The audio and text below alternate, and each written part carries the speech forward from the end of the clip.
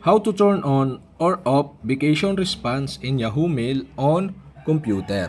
And okay guys, okay, here in Yahoo Mail homepage, go to gear icon on the upper right side on your screen. Okay, click this and go to more settings.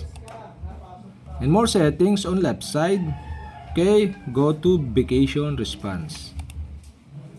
Here in vacation response, you can see the turn on vacation response, and on the right side of this, you can see the switch button.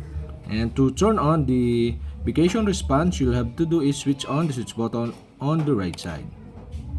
So okay, if this turn on, you can set an automatic reply to incoming message when you are on vacation or out of office. So for my example, you can add, this is an example only. Example is you can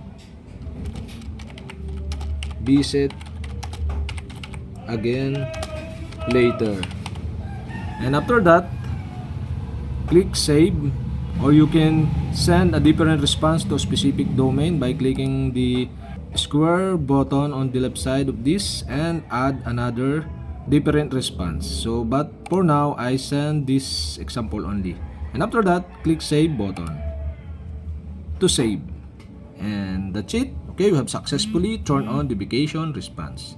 And to turn off again, okay, you'll have to do is switch off the switch button on the right side of this turn on vacation response to turn off.